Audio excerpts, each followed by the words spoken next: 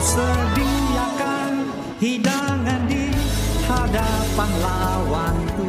Engkau mengurapi kepalaku dengan minyak baru.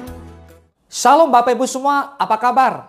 Puji Tuhan, saya percaya Bapak Ibu semua pasti sehat-sehat dan diberkati Tuhan. Katakan amin. Kita bersama-sama ada di khotbah minggu bersama Box Willy. Dan tema khotbah minggu kali ini adalah berkata jujur. Katakan amin. Di Mazmur 140 ayat 14 dikatakan, sungguh orang-orang benar akan memuji namamu. Orang-orang yang jujur akan diam di hadapanmu. Artinya, Tuhan sendiri berkenan kepada orang-orang jujur.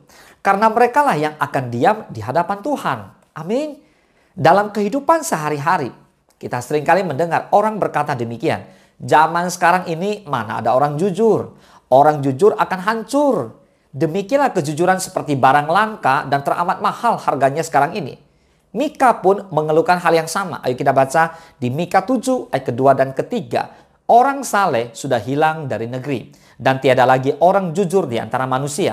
Mereka semuanya mengincar darah, yang seorang mencoba menangkap yang lain dengan jaring. Tangan mereka sudah cekatan berbuat jahat. Pemuka menuntut, hakim dapat disuap, pembesar memberi putusan sekehendaknya, dan hukum mereka putar balikkan. Nah saudara, seringkali karena tuntutan ekonomi, orang mengorbankan nilai-nilai kejujuran dalam hidupnya. Karena ingin mengeruk laba sebesar-besarnya, orang memilih tidak jujur daripada harus berkata benar. Sebenarnya apa sih arti kata jujur? Arti kata jujur adalah lurus hati, tidak berbohong, tidak curang. Jadi kalau dalam permainan atau mengikuti sebuah aturan olahraga atau apapun itu, kita ikutin aturan-aturan main yang berlaku. Jujur berarti ya adalah ya. Atau boleh dikatakan tidak adalah tidak. Sedangkan lawan dari jujur adalah dusta atau bohong. Berkata dusta berarti apa yang dikatakan bibir berbeda dengan isi hatinya. Alias berkata ya, padahal di dalam hatinya berkata tidak. Alkitab dengan tegas mengajarkan di Matius 5 ayat ke-37, jika ya, hendaklah kamu katakan ya. Jika tidak, hendaklah kamu katakan tidak. Apa yang lebih daripada itu berasal dari si jahat. Sebagai orang percaya berkata jujur atau menjadi orang yang jujur adalah harga mutlak. Makanya dikatakan iya, katakan ya, tidak, katakan tidak. Apa yang lebih daripada itu berasal dari si jahat. Jadi saudara, kalau dalam hati sudah berkata tidak tetapi tetap keluar mulut mengatakan iya, berarti kita sudah tidak jujur alias kita berdusta. Alkitab dengan jelas menyatakan bahwa dusta adalah sifat dari perbuatan dari iblis. Yohanes 8 ayat ke-44, iblislah yang menjadi bapamu dan kamu ingin melakukan keinginan-keinginan bapamu. Ia adalah pembunuh manusia sejak semula dan tidak hidup dalam kebenaran. Sebab di dalam dia tidak ada kebenaran. Apabila ia berkata dusta, ia berkata atas kehendaknya sendiri. Sebab ia adalah pendusta dan bapa segala dusta. Nah, kalau kita tetap saja suka berdusta atau berbohong, berarti kita sedang meneladani iblis dan mengikuti jejaknya. Karena dusta adalah karakter iblis yang adalah bapa dari pendusta. Pertanyaannya sekarang, maukah kita ini disebut sebagai anak-anak iblis? Tentu saja tidak. Oleh karena itu berusahalah untuk selalu berkata jujur dan benar mulai dari sekarang. Yang mau katakan amin. Nah, kebanyakan orang cenderung berani berdusta atau berkata tidak jujur karena mereka lebih memilih untuk takut kepada manusia. Sekedar menyenangkan hati orang lain daripada takut kepada Tuhan. Mereka berpikir lebih mudah berdusta kepada Tuhan yang tak dilihatnya daripada berdusta di hadapan manusia yang terlihat secara kasat mata. Kalau sampai ketahuan berdusta di hadapan manusia, resikonya langsung diterimanya adalah malu, dimarahi, atau mungkin dipecat. 1 Tawarik 28 ayat ke-9. Dan engkau anakku Salomo, kenalah Allahnya ayahmu dan beribadahlah kepadanya dengan tulus, ikhlas, dan dengan rela hati. Sebab Tuhan menyelidiki segala hati dan mengerti segala niat dan cita-cita. Jika engkau mencari dia, maka ia berkenan ditemui olehmu. Tetapi jika engkau meninggalkan dia, maka ia akan membuang engkau untuk selamanya. Nah, saudara harus tahu bahwa cepat atau lambat setiap ketidakjujuran atau kebohongan pasti akan terungkap. Manusia mungkin saja tidak tahu dan bisa dikelabui dengan kebohongan kita. Tetapi Tuhan yang duduk di atas tahtanya adalah Maha Tahu. So, apapun yang kita pikirkan, rancangkan, cita-citakan, Tuhan tahu secara persis. Boleh katakan amin? Ibrani 4 ayat ke-13, dan tidak ada suatu makhluk pun yang tersembunyi di hadapannya. Sebab segala sesuatu telanjang dan terbuka di depan mata dia. Yang kepadanya kita harus memberikan pertanggungan jawab. Jadi apapun yang kita lakukan, jangan main-main. Don't play-play ya. Kita harus sungguh-sungguh di hadapan Tuhan. Karena semua harus dipertanggungjawabkan. Katakan amin.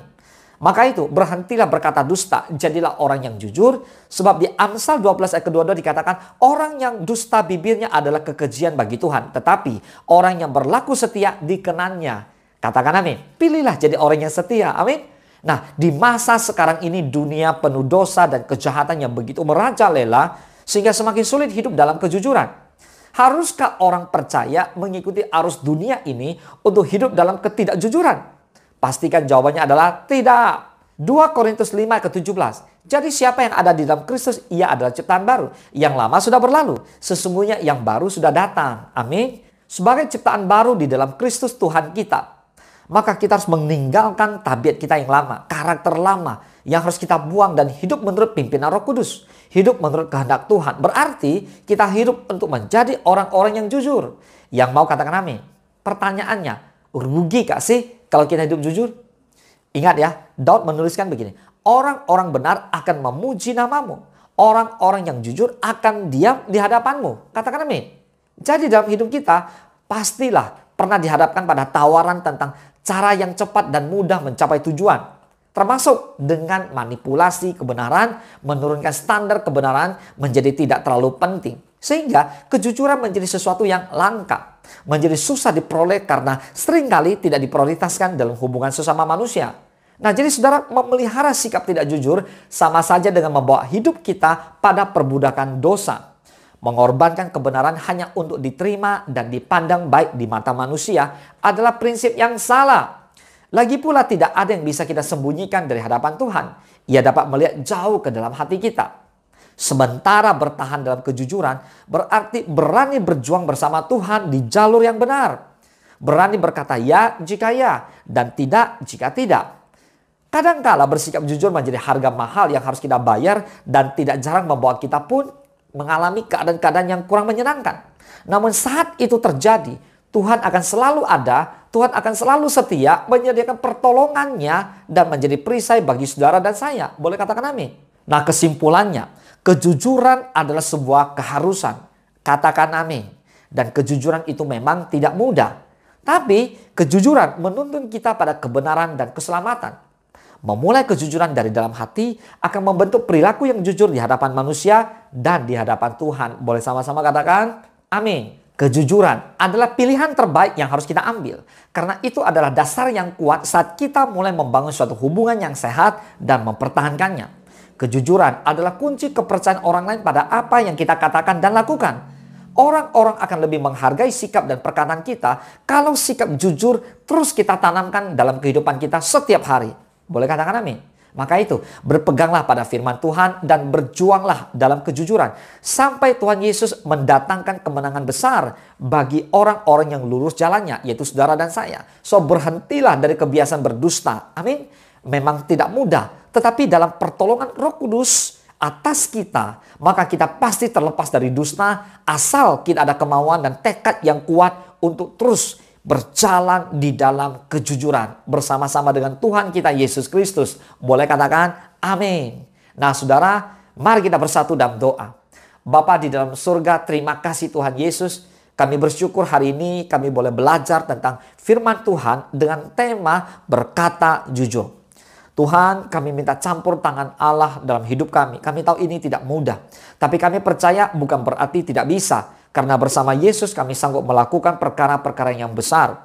Tuhan, urapi hamba-Mu dan urapi semua rekan kami yang mengikuti khotbah minggu secara online di rumah-rumah dimanapun mereka berada. Kiranya ada damai, sukacita yang turun atas mereka. Kiranya Roh Kudus berbicara kepada mereka, baik suami, istri, anak muda maupun anak-anak. Bila mereka semua mengerti bahwa dari usia dini, bahkan juga yang sudah menjadi orang tua, siapapun orangnya, kita sebagai orang percaya harus hidup di dalam kebenaran, yaitu hidup dalam kejujuran. Harus berani berkata jujur. Bapa, terima kasih. Terpujilah nama Tuhan. Kami percaya Engkaulah yang layak menerima puji-pujian dari sekarang sampai selama-lamanya.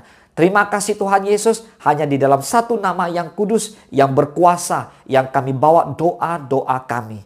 Hanya di dalam nama Tuhan Yesus Kristus. kami telah berdoa dan kami mengucap syukur. Haleluya. Mari Bapak Ibu semua, orang-orang percaya, murid-murid Kristus yang diberkati oleh firman Tuhan, bersama-sama kita katakan amin. Selamat hari Minggu, Tuhan Yesus memberkati. Engkau sediakan hidangan di hadapan lawanku. Engkau mengurapi kepalaku dengan minyak baru. Ku sembah Kau Tuhan, ku sembah Kau Yesus. Ku tinggikan nama-Mu di atas segalanya. Ku sembah Kau Tuhan, ku sembah Kau Yesus. Ku tinggikan nama-Mu.